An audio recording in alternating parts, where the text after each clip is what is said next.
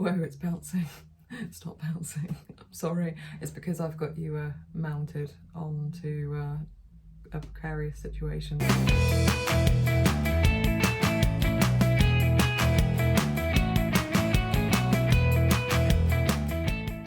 Hi everyone, welcome to today's studio vlog. Today is going to be another basically ideas video. So I am working on another book which I'm at the very beginning of getting ideas at the moment, mostly around the character design. So I'm doing a lot of character work just to form a story around. I know that I want to do a story about loneliness and depression, and sort of visualize that in a way children can understand. So the main thing I think is to get a good story around that. At the moment I have been working on the character itself and just making it look as good as possible. I'll pop some clips in now and show you some ideas as well. So it's about 3 years ago. I had a character building workshop. It was quite a short session, just plotting down ideas. Ending up to, I ended up working around depression and trying to figure out how I can visualize depression.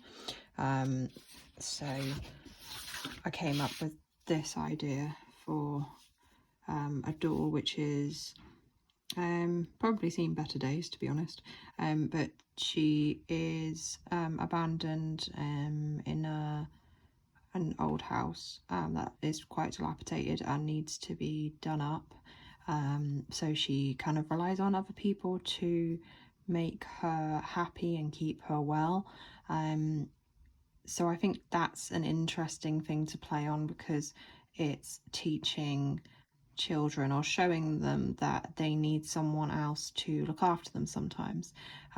So it's going to be a story which is based around this door.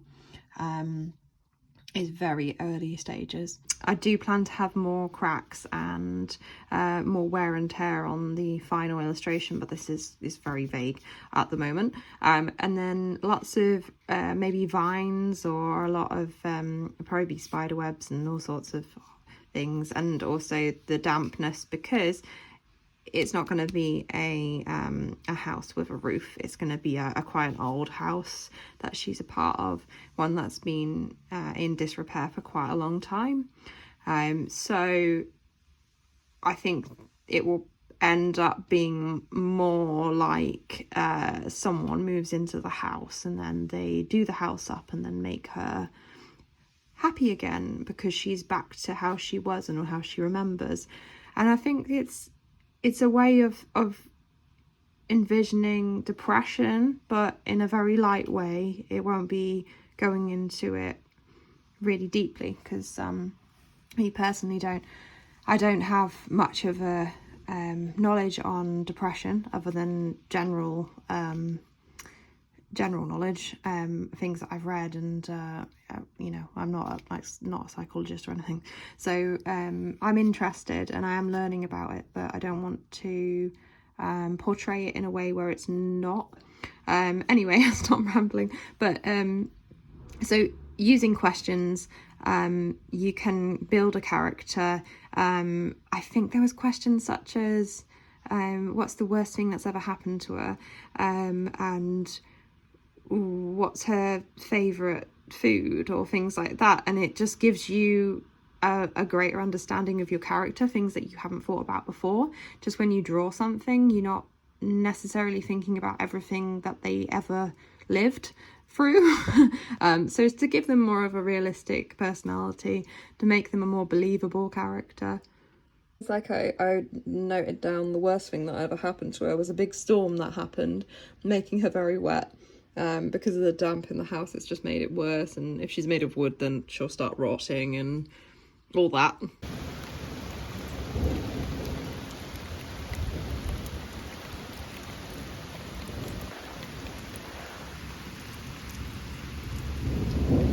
The weather's been so miserable recently, or it's been very on and off. We've had a lot of thunder and lightning and a lot of rain, so it's kind of fitting, I think. In the story, it kind of it's a good mood to be working in at the moment, I think. The storminess and the weather is making it feel quite atmospheric. So from my old design from a couple of years back, I decided to look at it again and just try it out on a different style of door. So I was having a look at some other interesting style doors, see if it'll work with this shape. But I think what happened is I ended up making the watercolour and the style good, but the actual design was not very good compared to the other one with the shape of the face and everything. And an overwhelming majority of people said that they liked the face on the original door, which is kind of what I was thinking, to be honest. They liked the style of drawing and the detail that I put in and how I painted it, but not the face. And I kind of well, I completely understand that. I do like the colour scheme, and I also really like the line drawing. I think what I'm going to do is I'm going to have to make like a mishmash between the two. I've just been having a look at some other door designs. I'm thinking simplifying more. So what I saw is a door that looks like this, and this is apparently a what do you call it, a reclaimed door from about 100 years ago. I think it's probably going to be like at the end of the Victorian era. I don't know, don't quote me because I'm not very good with history. But I thought what would be a really good idea is to actually use these stained glass windows, incorporate them into my design, sort of so that the eyes, oh god, my hand looks really rashy, sorry. I went out into the garden earlier and I was doing some de-weeding, and something just made me flare up. I should have worn gloves, but anyway, ignore my hands that are really rashy looking.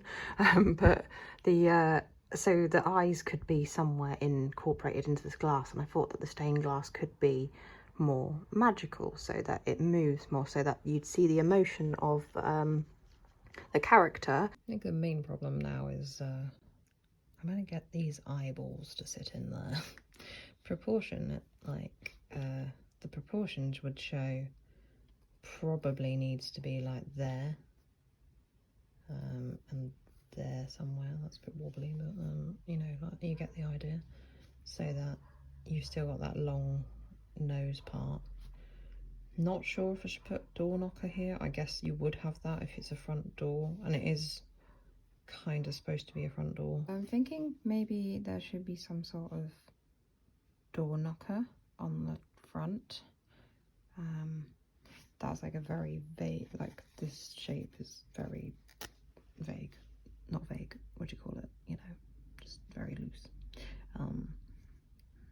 Not sure though. I'm not sure if it takes away from it, the rest of the door, and just breaks up that frame and makes it look a bit weird, because I didn't do that on the other one. I might put something maybe like here. So I've sketched out the eyes, I think, into quite a good place. Now I'm trying to think how to do these tiers. The idea I had first was to just do, well, basically the stained glass would be the tier shape. But I'm thinking, because she's supposed to be, or he, depending on if it's a he or she, or both, could, I'm not really sure yet what gender I was going to put it with, or if anything. But it means that if I do that, it's quite neat looking, and I think she needs to look a little bit like she's worn down, like just more everything's broken and decrepit looking. So what I was thinking is I was thinking about stained glass and how if you break it, then it could break into a shape of a tear, or like sort of like showing, I don't know, like a slight shape of a tear, if that makes sense. So yeah, more like this. It's also a very rainy day today. I feel like it's very apt with the subject matter. It's making me feel somber and giving me a bit of sadness. I haven't done any work on the greeting cards as of yet, but I will go back to that. I think at the moment I just want to work on the character design a little bit more with this one, because I feel like we're at the really early stages. And so other bits that has been going on, we went for a lovely walk. We went for a walk up, I've forgotten what the site's called, but it's in the Peak District, and there's a old wreckage of a plane up in the hills there. I'm gonna put where it was on here because I can't actually remember, but we went up there and it was so windy and the weather was, well, it was nice, but it was really windy. It's all I can say. I'll show you how windy it is in this footage, but as you can see, it was very windy, and I couldn't really do much other than like we walked up to where we were going and then we walked back down, and then we thought, no, it's gonna be too cold to do anything else. We had a picnic in like the most, well, we had lunch that we made in the most secluded spot that we could find, but yeah, I couldn't really do much other than like walk up there and go, whoa, it's windy, and then walk back again. But the views were beautiful, and the weather actually wasn't that bad other than the wind. So but it was really interesting actually to see all the weathered old parts of the plane, which were all left there behind, and I believe it was an American World War II plane, or maybe it was a bit later, I don't know. And other than that, we went to see Pulp, which we were looking forward to for a very long time, and it was really good. I really enjoyed it. Definitely one of the things I'll remember, like, or big moments in life that I will remember in years to come. So yeah, that's how I've got on with things at the moment. Obviously I would love to be spending more time other than just on the weekend, but I can't do that right now because I've got another job. So this is hopefully helpful for me as well in the future, just to see how I've developed, where I've come from, and how having more time to be creative and just settle down and sort of think about things more in deeply, not in depthly, and then being able to progress with your ideas more because you're able to focus for longer. Being able to be creative at short notice is really hard, and I think putting that pressure on you, it's not very helpful to progress things if you're being so harsh on yourself. I think if you have a bit of time to do bits, don't think, oh, I've got to get all this done by this time, otherwise I'm just not going to be able to focus, or like I'm not going to be able to get on with anything. And it's hard because life's so busy, and especially if illustration is not your main income, because it can't be yet, because obviously you have to work your way up to that point so that you can make a living out of what you love doing. I've been hard on myself in the past and just thought, well, there's no point in me doing this because I can't spend much time on it, and I feel rushed whenever I'm doing it. But if you're honest with yourself and you realise that it's just not going to be possible to spend a load of time on this right now, then you can get a lot done, because you take away that sort of pressure, that anxiety that makes you feel like you've got to create something really quickly, and it's got to be really good, and you know, you just do it in your own time, because everyone has to work to their own time scales. It's okay to give yourself the time you need and be realistic and take the pressure away, because the pressure doesn't help you create your best work. Anyway, that's what I think. But not everyone's going to be the same anyway, but I feel like that's a major thing that I've had to tell myself. And if I'm taking it seriously and trying to make a career out of it, then I just have to give it time, and be patient, be very patient. Patience is the main thing. I hope you've enjoyed this studio vlog, and I hope you come back to listen to other ones or watch other ones. I will be uploading as often as possible, so subscribe if you want to see more of my studio vlogs, and hopefully you'll be able to see them pretty soon. I'm trying to be as efficient as possible, but like I said, I'm not gonna be stressing myself out by creating lots and lots and lots of videos. I want it to be a record of what I'm doing and what I'm achieving with my creativity, and working my way up to have an illustration career or my own career. But I will say goodbye for now, and I look forward to seeing you soon in another video. Bye!